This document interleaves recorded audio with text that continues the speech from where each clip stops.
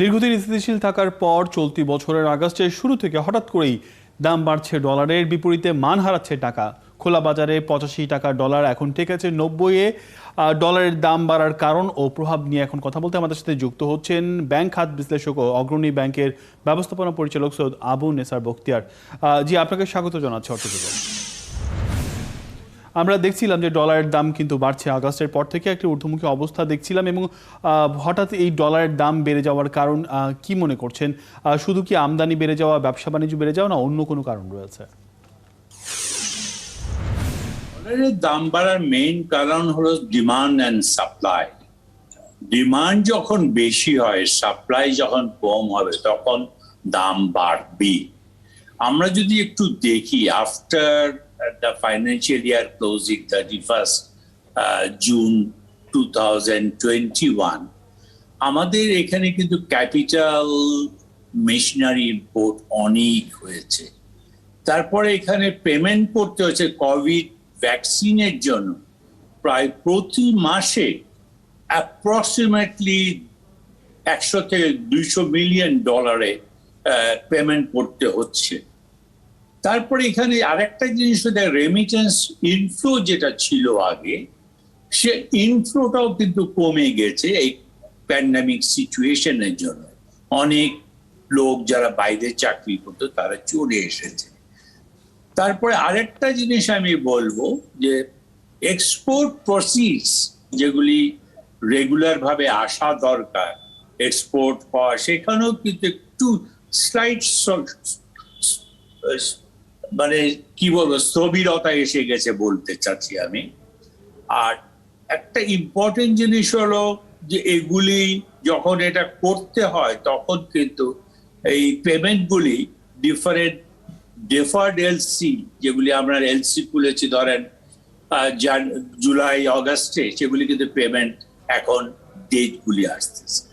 তো এইগুলির জন্য কিন্তু পেমেন্ট করতে মানে ডলারের চাহিদা বেড়েছে, ডিমান্ডটা অনেক বেড়ে গেছে। কিন্তু আমরা কি এখন আমরা শুনে থাকি যে অনেক সময় এই ধরনের কিছুটা কারণের পাশাপাশি অনেকে কৃত্রিম সংকটের দিকেও যায়। আপনার কাছে কি মনে হচ্ছে কোনো প্রকার কৃত্রিম সংকট বাজারে রয়েছে? কৃত্রিম জানি না, ঠিক আমি এই মুহূর্তে বলতে পারবো না, কারণ আমি ব্যাংকিং সেক্টর থেকে রিটায়ার করেছি অনেক 10 বছর আগে। কিন্তু আরেকটা জিনিসও যেটা হচ্ছে, যেটা আমি শুনলাম আপনাদের এই 71 টিভির মারফতে, যে ওপেন হয়ে যাচ্ছে ভেরিয়াস কান্ট্রিজের ট্রাভেল কোটা বা এগুলি সব ওপেন করে দিচ্ছে। ইউরোপ, আমেরিকায় অনেক Bangladeshi tourist, business people they are visiting.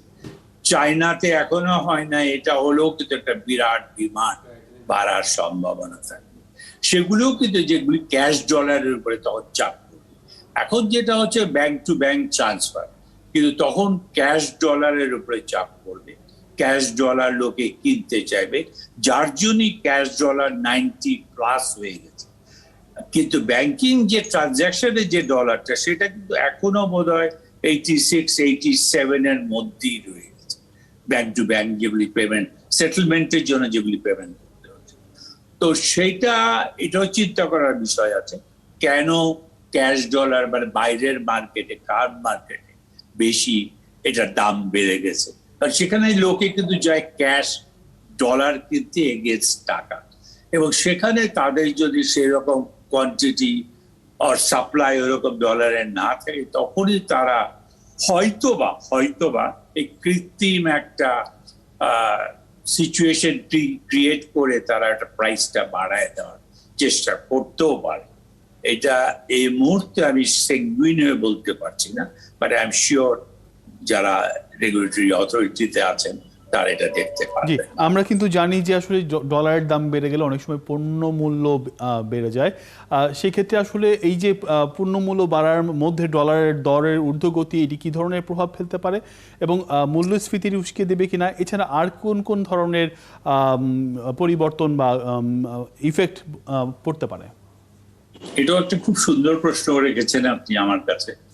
ডলারের দাম বাড়লে নিত্য প্রয়োজনীয় জিনিসপত্রের দাম বাড়তে বাধ্য, কারণ আমরা কিন্তু বাংলাদেশ এখনো প্রচুর আইটেম ইম্পোর্ট করি ফ্রম নেইবারিং কান্ট্রিজ গুলোতে। সুতরাং এখানে ডলারের দাম বাড়লে সেই দামগুলা বাংলাদেশ টাকাটা মূল্যমান কমে যায়, তখন বেশি টাকা দিতে হয়। মানে আপনি যেটা বলছিলেন যে 85 এখন 90+ দিতে হচ্ছে বাংলাদেশ টাকায়। এইভাবে কিন্তু এটা মধ্যবিত্ত নিম্নবিত্ত যারা আছে তাদের কিন্তু নাভিশ্বাস উঠবে এই পেমেন্ট গুলা করার জন্য।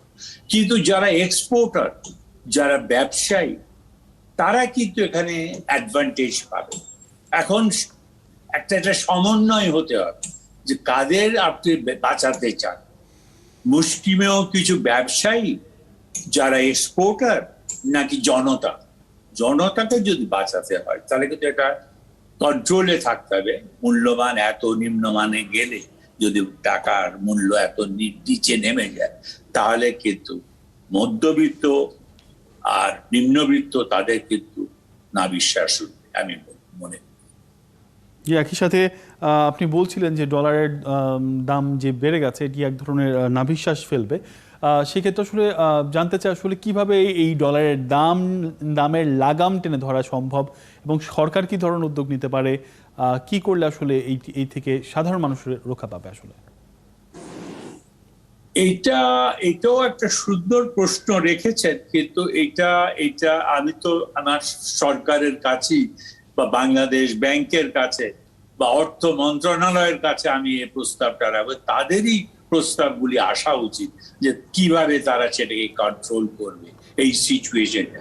কারণ দেখেন 85-এ কিন্তু ডলার অনেক বছর, আমি বোধহয় এক যুগের উপরে ছিল 85 ফিক্স করা ছিল।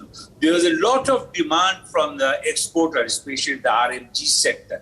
তারা বলেছে এই ডলারটা যদি ডলারের রেটটা যদি বাংলাদেশ টাকাটা যদি না নামানো হয় ডলারের লিস্টে, তাহলে তাদের ক্ষতি হচ্ছে, ব্যবসার ক্ষতি হচ্ছে, ব্যবসা চলে যাচ্ছে। এটা কিন্তু তাদের একটা demand for the last 10 years, over 10 years থেকে আছে। তো সেটা তো সরকারকে চিন্তা করে কি করবেন ওটা চিন্তা করতে হবে। সরকারি পলিসি নিতে হবে যাতে, যে প্রথমেই আমি বলেছি, এটা একটা সমন্বয়তা আনতে হবে যেখানে সবাই বেনিফিটস পায়। ব্যবসায়ীরাও যেমন বেনিফিট পাবে, এর দেখতে হবে যে সাধারণ নাগরিক যাতে সেখানে কষ্ট না পায়, তাদের পেমেন্ট করার ক্যাপাসিটিটা যাতে বেরিয়ে না যায় সেটা যাতে সেদিকে খেয়াল রাখতে হবে। একই সাথে আপনি বলছিলেন যে আসলে অনেক ব্যবসায়ী যারা এক্সপোর্টার তারা খানিকটা লাভ করবে, কিন্তু আমরা জানি যে বাংলাদেশের অধিকাংশ ব্যবসা কিন্তু আমদানি নির্ভর। বিশেষ করে আমরা পোশাক খাতের যদি লক্ষ্য করি, এখানে বেশিরভাগ এই কাঁচামালে আমদানি করতে হয়। সেই ক্ষেত্রে এই যে ব্যবসার প্রভাবটা আসলে কি পড়তে পারে? আমরা জানি ভিয়েতনাম রয়েছে আমাদের প্রতিযোগী দেশ এবং ভারত রয়েছে, আর অনেক দেশই বাংলাদেশের সাথে প্রতিযোগিতা করছে এক্সপোর্টে। সেই ক্ষেত্রে আমাদের যদি উৎপাদন খরচ বেড়ে যায় তখন আসলে কি প্রভাব পড়তে পারে? না, আমাদের উৎপাদন খরচা তো বাড়ার কোনো প্রশ্নই আসবে না। আমাদের দিতে হবে সার্ভিস, আমাদের বার করতে হবে মার্কেট। আমরা যদি সেম মার্কেটে থেকে যাই তাহলে কিন্তু ডিফিকাল্ট। আমি যখন ব্যাংকে ছিলাম তখন কিন্তু বিজিএম এর অনেককেই আমি রিকমেন্ডও করেছিলাম যে আপনারা ডিফারেন্ট মার্কেটে যান। ডিফারেন্ট মার্কেটে তারা যে কিন্তু লাভবানও হয়েছে, অনেক লাভবান হয়েছে। সেম জায়গাতে তারা এখন দেখে নাই যে আমি ছোট্ট একটা এক্সাম্পল দিয়ে বলি, ডিবিএল এখন আফ্রিকাতে এক্সপোর্ট করছে, ওখানে তারা ফ্যাক্টরি করে পড়েছে দুলাল ব্রাদার্স। এইটা কিন্তু একটা, এগুলি হলো প্লাস পয়েন্ট। কিন্তু আমি যদি খালি বেস করে থাকি যে আমার মার্কেট হলো ইউরোপ, আমেরিকা, কানাডা, তাহলে হবে, তাহলে কিন্তু এই কম্পিটিশনে টিকতে খুব ডিফিকাল্ট হবে। মার্কেট খুঁজে বার করতে হবে, কনফিডেন্স জানাতে হবে ওই মার্কেটের কাস্টমারের প্রতি। তারা যদি ইফ দে আর কনভিন্সড তাহলে নিশ্চয়ই এটা হতে পারে রাইট। জি, অনেক ধন্যবাদ। আসলে অনেকগুলো বিষয় আজকে আলোচনায় উঠে এসেছে, বিশেষ করে সরকার কিভাবে ডলার দাম লাগাম টেনে ধরতে পারে, একই সাথে এটার ইফেক্ট এবং নানা ধরনের বিশ্লেষণ করছিলেন কি কারণে ডলারের দাম বাড়তে পারে। অনেক ধন্যবাদ জনাব নেসার বখতিয়ার আমাদের সাথে যুক্ত হওয়ার জন্য। চলতি অর্থ বছরের প্রথম প্রান্তিকে বিদেশি বিনিয়োগে ভাটা পড়েছে। জানুয়ারি থেকে জুন সময় পর্যন্ত সরাসরি বিদেশি বিনিয়োগ কমেছে $56 মিলিয়ন। বাংলাদেশ ব্যাংকের বলছে এ সময় দেশের $1,131 মিলিয়ন বিদেশি বিনিয়োগ এসেছে। গেল বছর একই সময়ের পরিমাণ ছিল $1,187 মিলিয়ন, যা বিদেশি বিনিয়োগ বাড়ার বৈশ্বিক প্রবণতার বিপরীত।